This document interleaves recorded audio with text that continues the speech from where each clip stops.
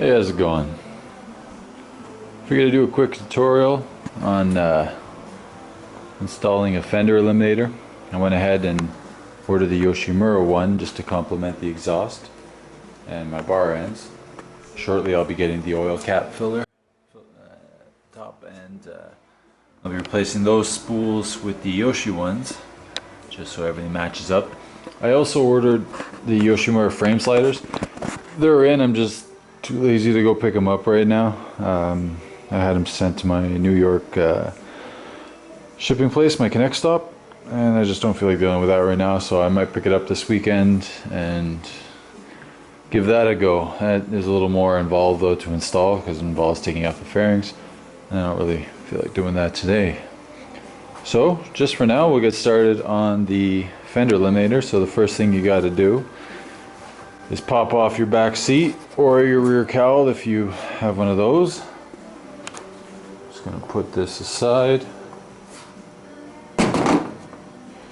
Then, if you have one, and if it's located in the same place as mine, you're going to want to move your power commander out of the way.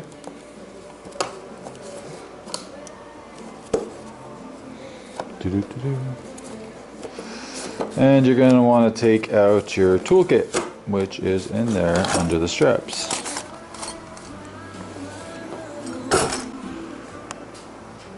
With those out of the way, one of the first things you're going to want to do is, if you take a peek under here, you got a single Phillips screwdriver right here. I don't know if you can see that. Try to get the camera there. So if you can see that, that has to come out first. Once that guy's out, you got your 3 bolts. One here, and one here. You're also going to want to free up your wires here and the boot that covers the connections. See if we can get it out here one-handed. There we go. And that's freed up. That's all loose. So that boot just hides the connections.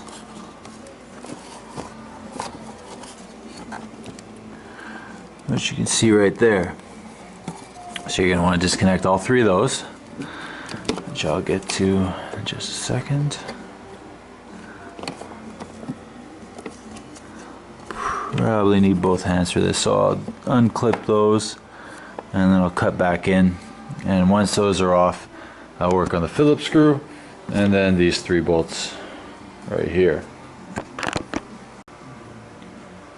So once you have the 3 connectors disconnected, you're just going to slide them through the boot like that. Put the boot aside, and then you're going to use a 10 mil to loosen the 3 bolts.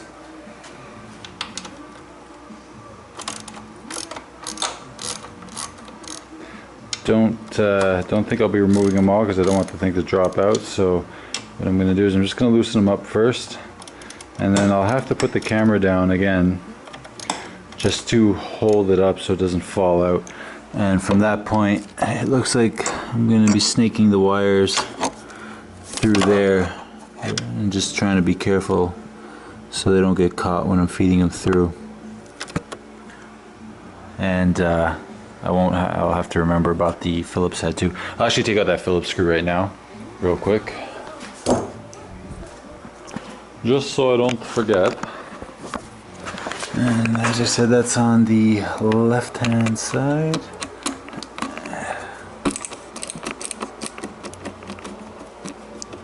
And that just comes out that little hole right there. Oh, that was extremely easy actually. Once these 3 were removed, it was held in there. It was kind of slid up under here, and so what you do is you just kind of wiggle it back and forth, pull it out back, and that clears way more room for all the connectors to come out. You really don't even have to worry about snagging them. That was way easier than I thought it would be. So the end result, once you put the screws aside, is that comes off. So that was the part right here that was in there, fed in there and held it down. So it may not have just fallen off when I disconnected it, but it, it put unnecessary strain on it by keeping all the weight. This thing is surprisingly heavy. I can't believe how heavy this is. I wasn't expecting that. It's got to be, I don't know, more than 5 pounds probably. And because I did not yet order my integrated tail light, which goes for about 80 bucks on Ninja 650 shop, which is probably where I'm going to order it from. It's I think it's Moto Dynamic or something along those lines. Either way, I'm going to order that, and when I put that in, I'll be able to get rid of these blinkers, because the blinkers are actually integrated with the tail light. So whether or not I do that this year, we'll see. The only problem with removing this guy is your hooks for your saddlebag, if you use one, are actually attached to it. So the way it sits, or will sit with the Yoshimura Fender kit on, is the lights will be too close, and I got these Cortec 2 saddlebags that now I can't really use until I get that integrated tail light, just so I don't have to worry about bending in and breaking these blinkers, which I will keep in case I ever sell the bike. I want to be able to bring it back to stock, well, as close to stock as I can. So to remove the blinkers, I'm going to go ahead and remove this cover plate right here. These consist of 4 7mm bolts and 2 8mm bolts. So with this plate off, they're held on by this little rubber stopper here, but what I'm going to do is, what I did with this guy is I'm just going to feed it through rather than take it out. One less headache to deal with. Now I'm going to keep note here that the left one is black for the black connector, and the right one is going to be gray when right side up. So with that snake through, we now have a little bit better access to those blinkers. And let's see how this comes off. So I'm not sure if I'm going to take this off. I may, just to get, because I thought I'd have a little bit better access than I do, but I'm not sure how that comes off. Actually, it looks like a little, there's looks like a Phillips head screw in each one that holds that plate that's holding it on. Now to get that angle, I'm most likely going to have to take this guy off, which is connected by those 2 Allen wrench keys. Bolt. Yeah, so it looks like it's connected by those 2 Allen key bolts. So I'm going to go get that and take it off. It looks like a 6. I may be wrong. We'll try in just a second. Let's try, it's not a 6. Let's try a 4. No, it's not a 4. Ugh, if I was right the first time, this is a 5. It is a 5, so those 2 Allen keys are 5s. I'm going to go ahead and remove those, which will free up this plate right here, and hopefully nothing else will have to come off. Although maybe in the end these 2 8s do have to come off, because it looks like that's also holding this support pipe down. Oh well, we'll take it one step at a time. Now, these 2 Allen keys do have little washers, so just make sure you don't lose them.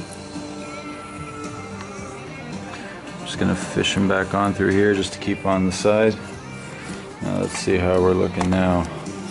So with those 2 out, almost completely free. So yes, indeed, those 2 8mm need to come out if you want complete access at your indicators. Right, so I'm going to take those out again, and then I'll remove this whole black piece right here. So with those removed, that just comes right off. And now it's still connected by the brake line here. Well, it's not connected, but it's still in there. Here, let's just fish it out a little bit. I don't want to take off that clip, so if I can just snake it through, I will, which I can. Yay! So that's removed now. This is probably the heaviest part right here, I think. Let's see. That's pretty damn heavy. Yeah, this is not. This is just plastic. This is what was weighing her down. Dirty as hell too. That and probably, yeah, my plate's the heaviest, the second heaviest thing on here.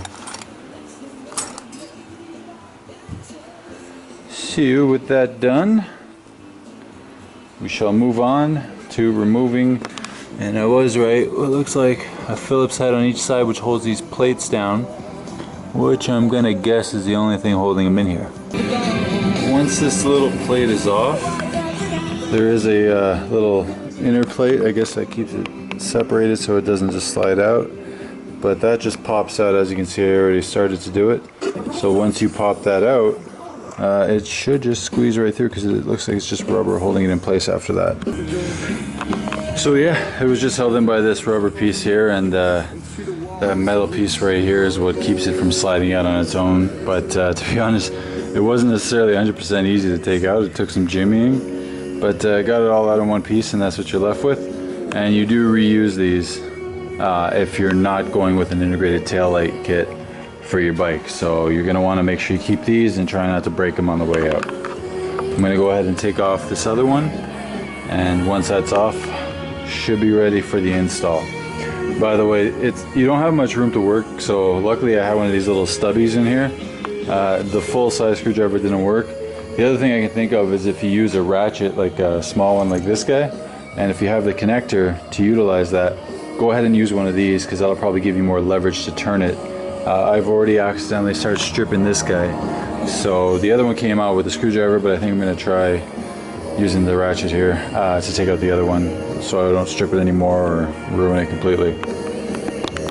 And just a quick note here, there is a washer that is on both of these little screws right here, so make sure you don't lose them when you're taking things apart, and you're going to make sure you want to put them somewhere, not like I'm doing. You're going to want to put them somewhere better than what I'm doing. Ultimately, I'm going to be, when I'm all done taking things apart, I'm going to put as much of it back together as I can, minus the parts I need, of course. That way I don't lose anything when I'm ready to go back to stock, if I were so to choose to sell the bike. And just to show you real quick, you'll see what I was saying when I said you just pop it. Whoops, not this one. This one actually comes off once you unscrew it. Just fish that through so I don't lose it. And that inner plate right there, as you can see, just pops right out. If I had better grip on it, there we go.